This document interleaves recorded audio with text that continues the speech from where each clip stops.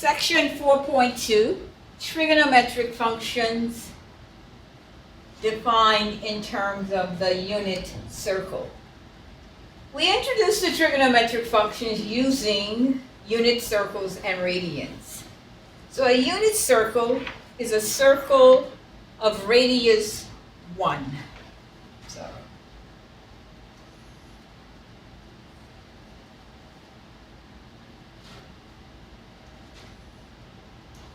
Of radius 1.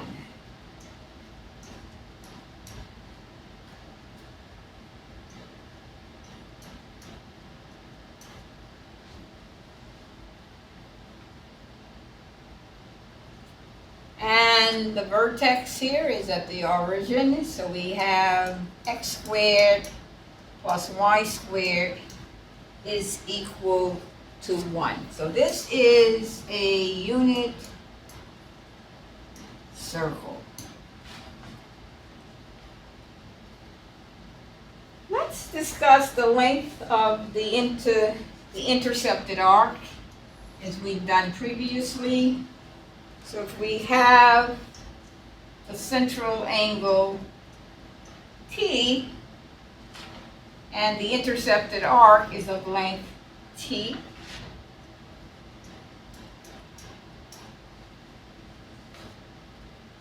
we can use the formula for the length of a circular arc that we introduced earlier. S is equal to R times theta. So in a unit circle, the radius is 1. So the arc length S is 1 times theta is T, 1 times T. So S is equal to T. All right, so this was S. So we see that that is equal to T in the unit circle. We know that this is also the definition that we provided for the radian measure of a central angle.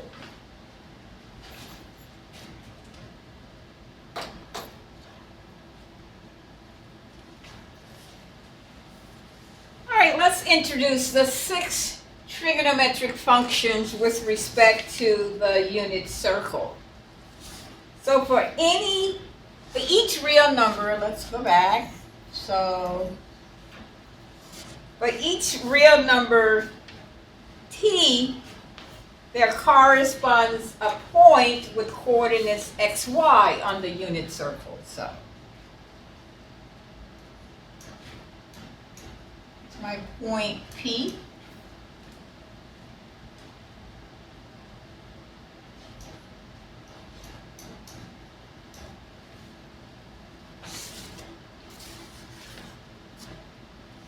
So the point P denotes the point on the unit circle that has arc length T, I call this T, from the point 1, 0. And the way I've constructed this, the point P, in this particular example, P is positive because we've moved what? T is a positive angle. So the point P is positive, obtained by moving counterclockwise. All right, if I had drawn T in this direction, coordinates P, in this case, P is going to be negative because we've obtained T by moving in the clockwise direction along the unit circle. All right, so if T is a real number and P is a point on the unit circle that corresponds to T, then we can define the trigonometric functions as follows. The trigonometric functions have names that are words rather than just a single letter as we did with polynomial functions f of x. So in this case, we're going to use the abbreviation sine t, which represents the sine function. Cosine, let me just write them out first. Cosine, we abbreviate as COS. Tangent function, tangent. Cosecant, secant, and the cotangent. All right, so rather than using the name, we use the abbreviation, the sine, S-I-N, sine of t. So the definition for the trigonometric functions in accordance with the unit circle, we take the sine of angle t. The sine of t is going to just be the second coordinate of the point P. So the sine of t is y. The cosine of t is going to be defined as the first coordinate, which is x. So the cosine of t is x. The tangent of t is y over x. The cosecant of t is going to be 1 over the second coordinate, 1 over y. The secant of t is going to be 1 over x, the x coordinate. The cotangent is the first coordinate over the second coordinate, x over y. So these are the 6 definitions, of the way we define the 6 trigonometric functions.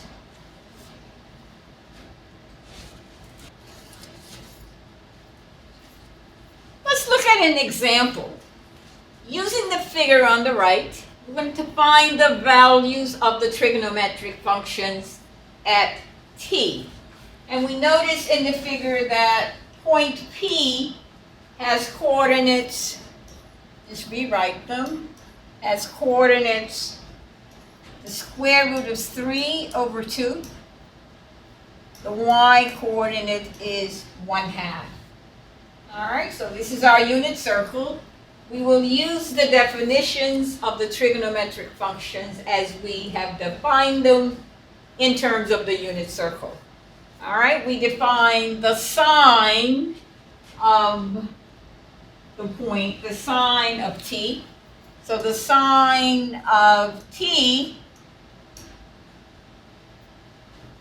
is y. So in other words, it's the y coordinate of the point P.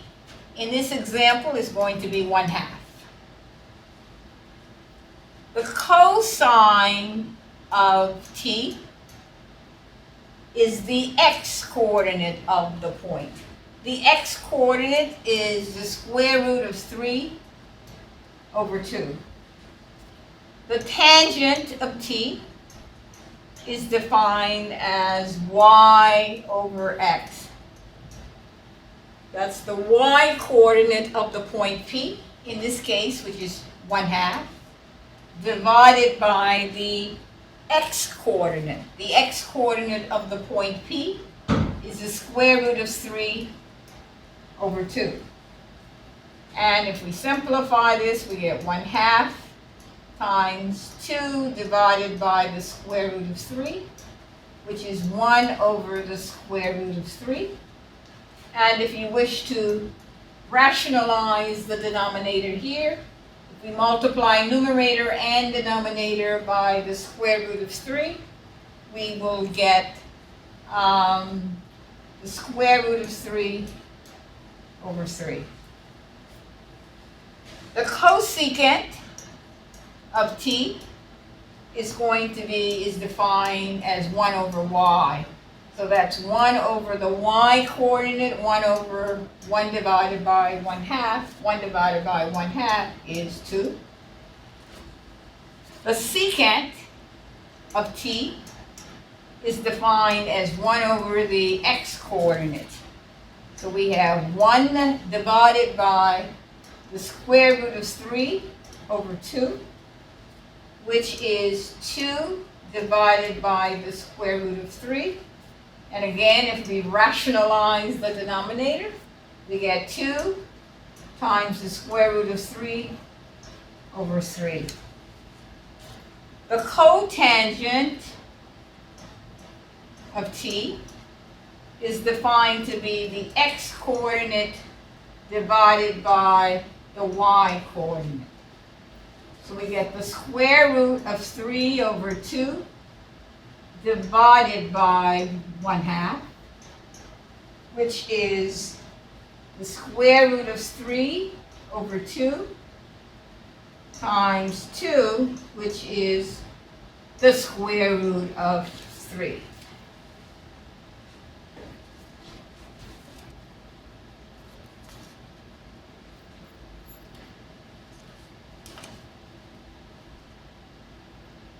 Another example. Use the figure to find the values of the trigonometric functions when t is pi, when t is equal to pi. The coordinates of the given point on the unit circle, when t is pi, the coordinates are the x-coordinate is a -1, and the y-coordinate is 0. All right? So the point P on the unit circle that corresponds to t is equal to pi has coordinates a -1, 0. So now we use the definitions. We know that the sine of pi is y. The y-coordinate is 0. So the sine of pi is 0. The cosine of pi is defined as the x-coordinate of the point. The x-coordinate is a -1. The tangent of pi is defined as y divided by x. The y-coordinate is a 0. The x-coordinate is a -1. So the tangent of pi is 0.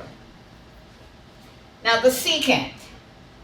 The secant of pi is defined to be 1 divided by the x-coordinate of the given point. So this is 1 divided by a -1, which is a -1.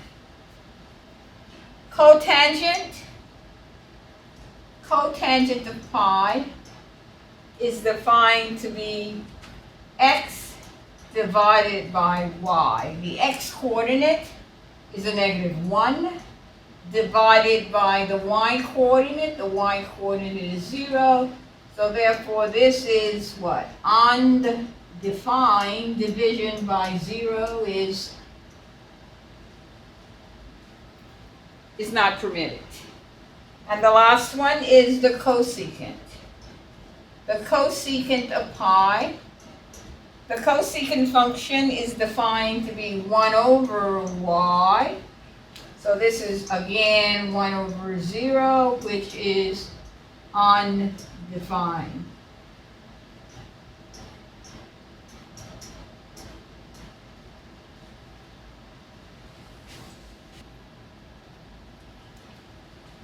Let's discuss the domain and range of the sine and cosine functions. So again, in the unit circle,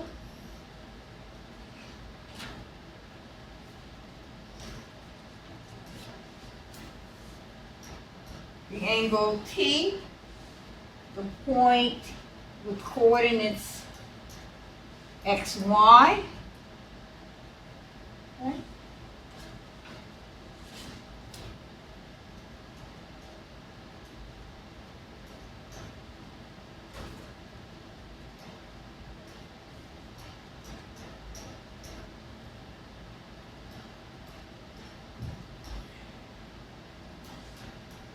Okay, so here we have our unit circle. We said that the sine of t is y and the cosine of t is the x-coordinate. So the domain is associated with t.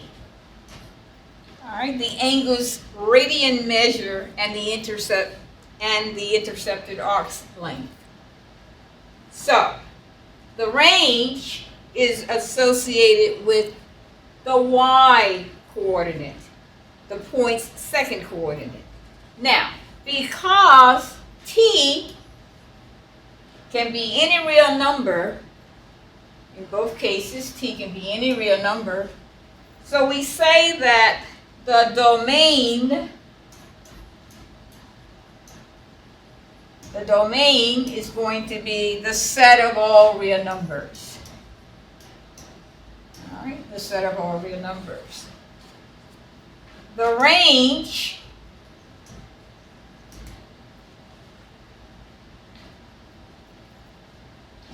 all right, for the range, we look at the y. We see that y, the value of the trigonometric function, we see that y cannot be less than -1 or greater than 1. Let's see this here. All right, so therefore we say that the range is going to be the interval from -1 to 1.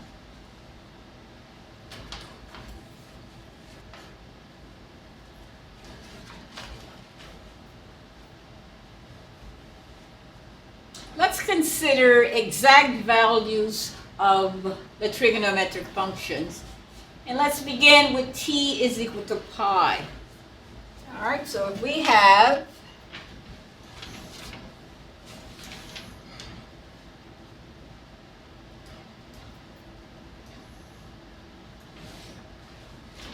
all right, so t, our angle measurement, t is pi over 4.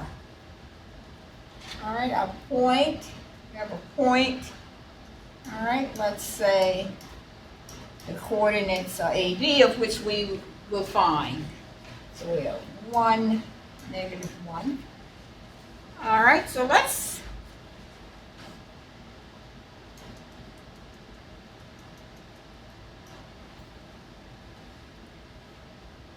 we see that the line P, the point P lies on the line y is equal to x. So the point P has equal x and y coordinates. So in other words, A is equal to B. So let's find the coordinates then, knowing that. All right, so we know that the unit circle, x squared plus y squared is equal to 1 is the equation of the unit circle. So we can find the coordinates as follows. X squared plus y squared is equal to 1. All right, so the x coordinate of the point is a, so we have a squared.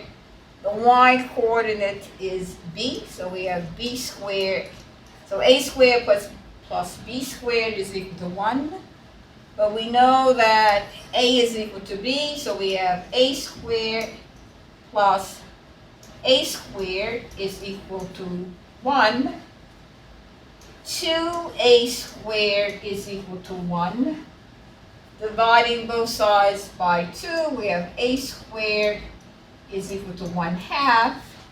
And now if we take the square root of both sides, actually, since a is greater than 0, we take the positive square root of both sides and we get a is equal to the square root of 1/2. All right? So if we can rewrite the square root of 1/2 as the square root of 1, which is 1, divided by the square root of 2. So a is equal to 1 divided by the square root of 2. It is also the case that b is equal to 1 divided by the square root of 2. All right? Thus, when t is equal to 4, the point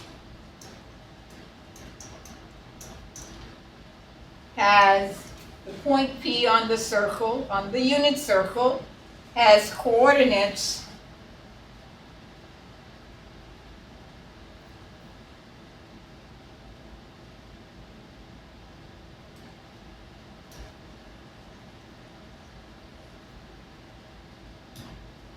so the point P has coordinates. The x coordinate is 1 divided by the square root of 2. And the y coordinate is also 1 divided by the square root of 2.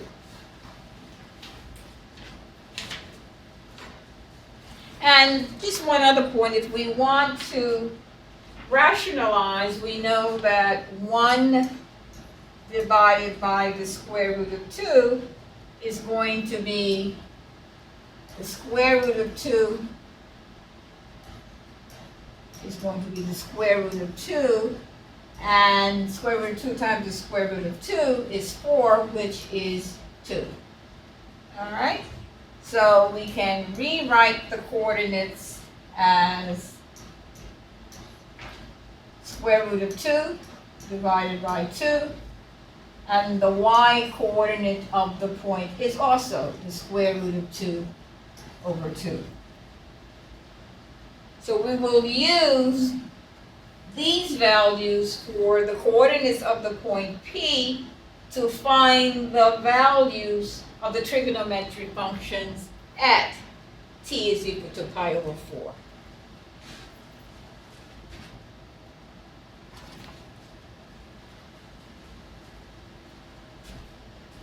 All right, so let's actually find the values of the trigonometric functions when t is pi over 4. And recall that we just derived that the coordinates of the point P when t is pi over 4 are the square root of 2 over 2 and the y coordinate the square root of 2 over 2. So now we can use these to now find the values of the trigonometric functions. So we have the sine, instead of the sine of t, t is pi over 4. So the sine of pi over 4, we define the sine to be the y coordinate. So the sine of pi over 4 is the y coordinate of the point, which is the square root of 2 over 2. The cosine of pi over 4 is defined to be the x coordinate of the point. So this is the square root of 2 over 2. And now the tangent. The tangent of pi over 4, the tangent is defined to be the y coordinate divided by the value of the x coordinate. So in this case, we have the square root of 2 divided by 2, and the x coordinate, the square root of 2 over 2. And if we simplify, we merely get 1. And now the cosecant of pi over 4, we define the cosecant to be 1 over y. So we have 1 divided by the square root of 2 over 2, which is 2 divided by the square root of 2. And if we rationalize the denominator, we know that this is 2 times the square root of 2 divided by 2. And if I simplify, I get the square root of 2. The secant of pi over 4, the secant is defined to be 1 divided by the value of the x coordinate. Again, we have 1 divided by the square root of 2 over 2, which is 2 divided by the square root of 2. And if I rationalize again. I get 2 times the square root of 2 divided by 2, which is the square root of 2. And the cotangent of pi over 4, cotangent is defined to be the x-coordinate over the value of the y-coordinate. So we have the square root of 2 divided by 2 divided by the value of the y-coordinate, which is the square root of 2 over 2, and of course this is 1.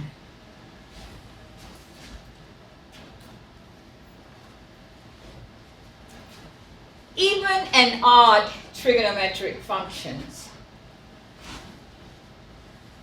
All right?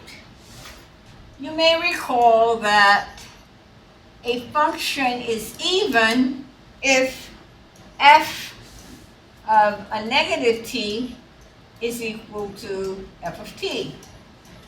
A function is considered to be an odd function if f of a negative t is minus f of t. All right, so let's see what's happening with respect to the trigonometric functions. So here's my point P,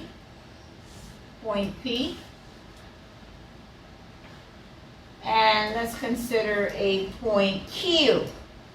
All right, and we see that, well, this is t, and this is minus t because I've moved in the negative direction, clockwise, so we get t to be negative.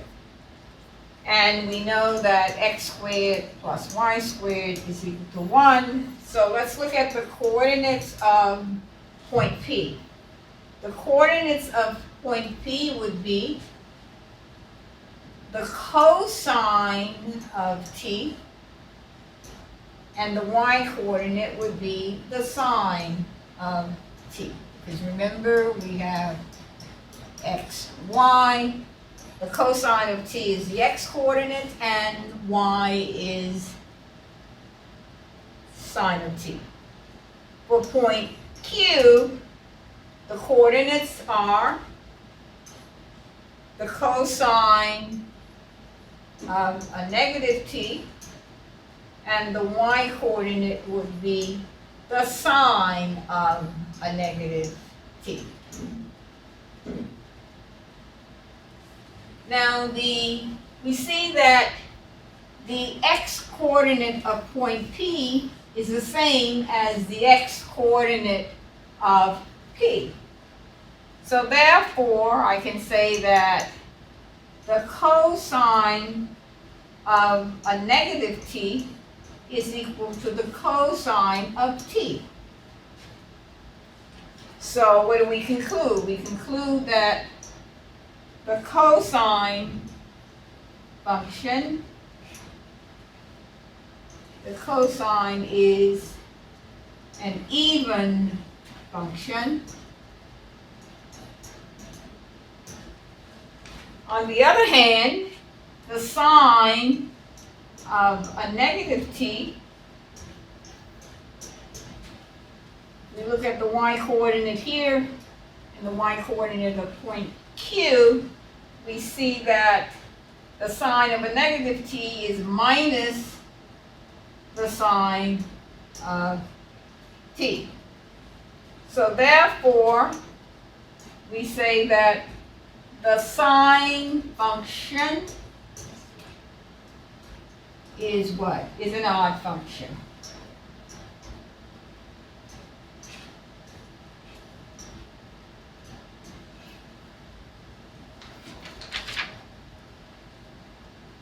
Let's look at an example. Okay? Let's find the value of each of the trigonometric functions. The secant of a negative pi over 4 is equal to Well, the secant is defined to be what? 1 over x.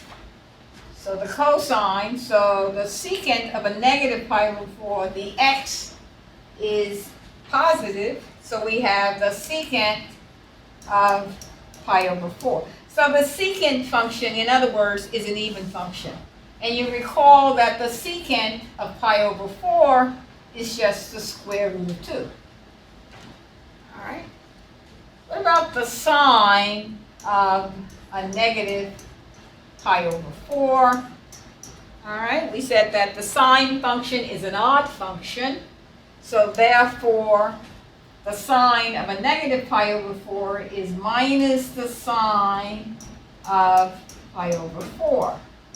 And you may recall that the sine of pi over 4 is the square root of 2 over 2, and of course, negative.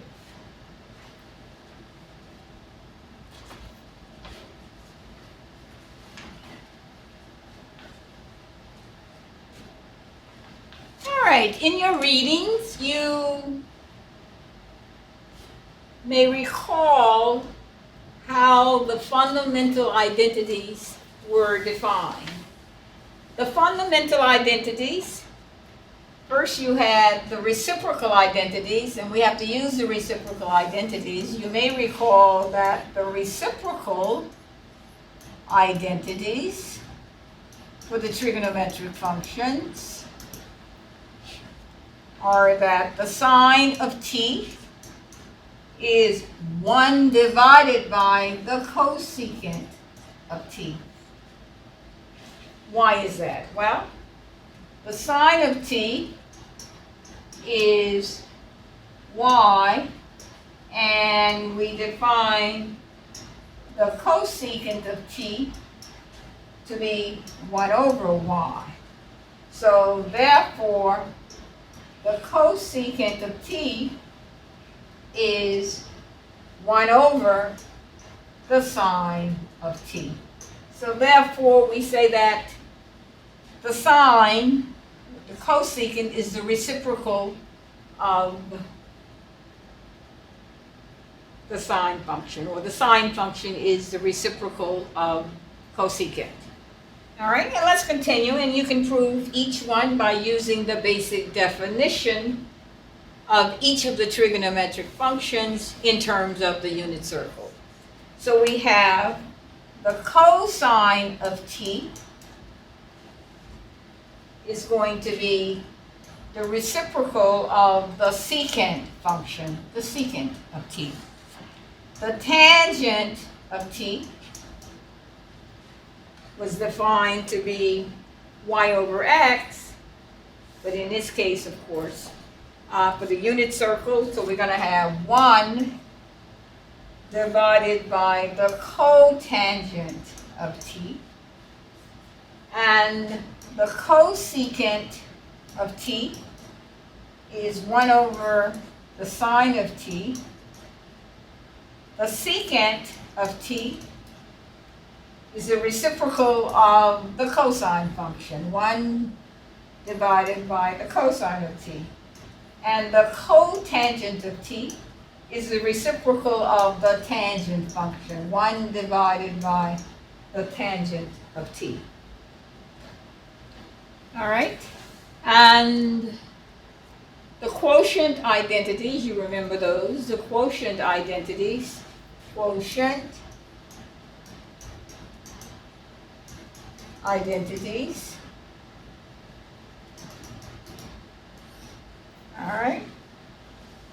The tangent of t can be expressed as the sine of t divided by the cosine of t. And the cotangent of t expressed as a quotient of cosine of t divided by the sine of t.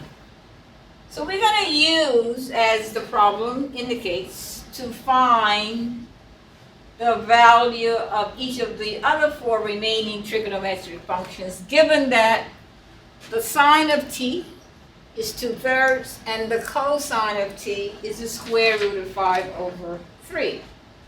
All right, so let's see how we're going to do this. All right.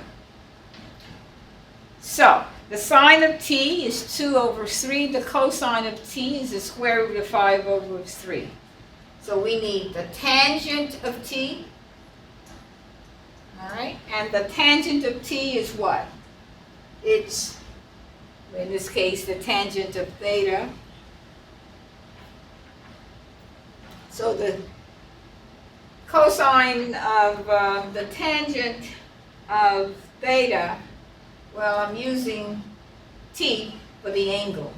So the tangent of t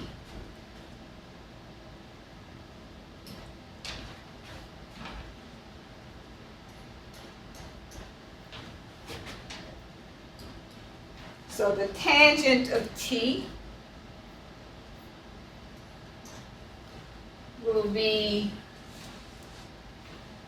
sine of t over the cosine of t.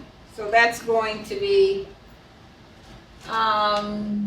sine of t is 2/3 divided by the cosine of t. The cosine of t is the square root of 5 divided by 3. All right, let's simplify this. So we got 2/3 times 3 divided by the square root of 5, which is 2 divided by the square root of 5.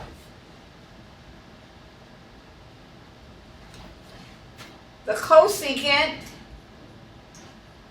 of t, is going to be 1 divided by the sine of t. So in this case, this is 1. The sine of t is 2/3. 1 divided by 2/3 is going to be 3 over 2. All right, now let's do the secant. The secant of t is defined to be, as a reciprocal relationship, 1 divided by the cosine of t. So in our problem, we have 1 divided by the cosine of t. The cosine of t is the square root of 5 divided by 3.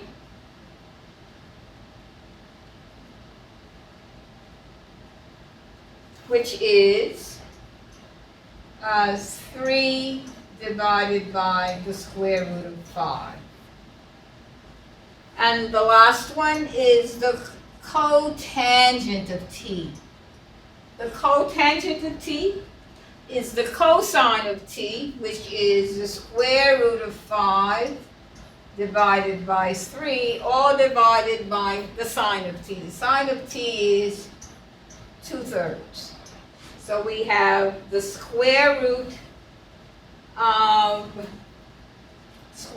5 divided by 3 times 3 over 2. So we get the square root of 5 over 2.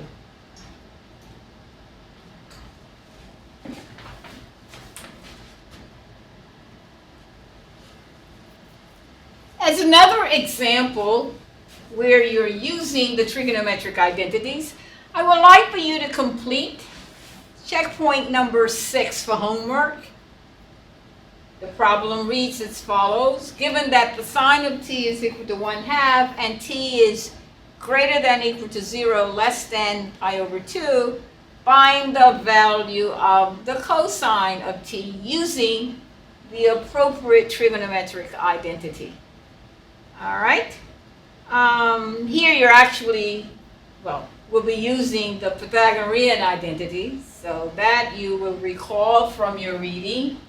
Now, I would like to give the first person to post a solution to this problem on the discussion board extra credit. The first person. And this should be done by April 2nd. However, any student can post a question about the problem if he or she does not understand how to solve it.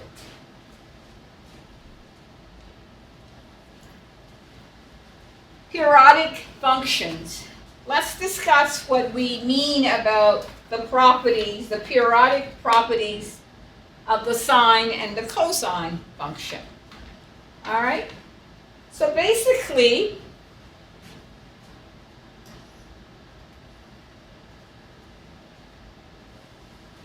all right, so let's say this is t, and this is my point P, which corresponds to the angle T. So let's discuss what we mean by periodic. If we begin at any point on the unit circle, all right, so if I begin at point P and travel a distance of 2 pi units along the perimeter of the circle, we will return to the same point. So let's see, if I start here, all right, if I make a complete rotation, I get back to the point P. So what we say is that the sine and the cosine functions are periodic with a period of 2 pi. All right, as you have seen here, starting with a point P and then making a complete rotation, we return to the same point P. In other words, the sine of t plus 2 pi is just the sine of the angle t. And cosine of t plus 2 pi is the cosine of t. So therefore, the sine and cosine functions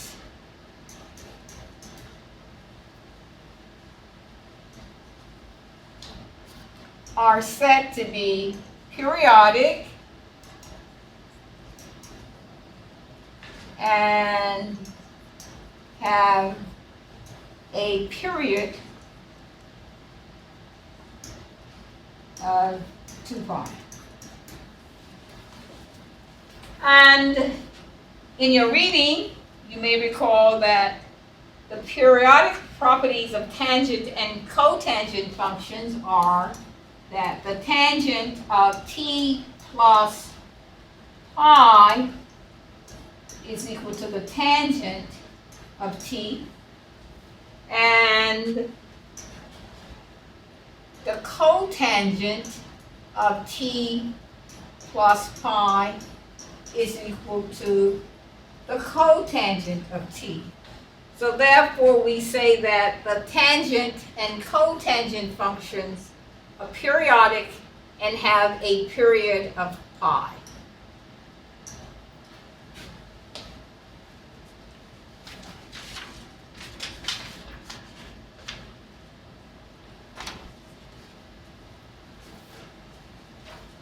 All right, knowing what we know about what it means to be periodic and knowing the period of each trigonometric function, let's find the value of each of the given functions. So the cotangent of pi over 4. So the cotangent of 5 pi over 4, all right, so the cotangent of 5 pi over 4, we can express 5 pi over 4 as pi over 4 plus pi.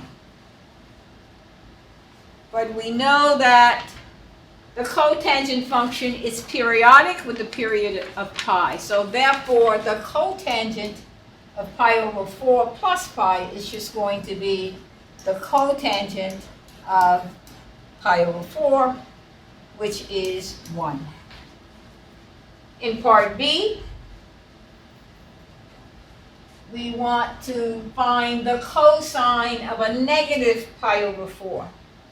Well, let's see. The cosine of a negative 9 pi over 4 can be expressed as the cosine of 9 pi over 4 plus 4 pi. So that means that we've just made 2 complete rotations. All right, so the cosine, let's simplify. The cosine of a negative 9 pi over 4 plus 4 pi is going to be 7 pi over 4. And the cosine of 7 pi over 4, where is 7 pi over 4? 7 pi over 4 is in the 4th quadrant, so the cosine of pi over 4 is going to be a positive square root of 2 over 2.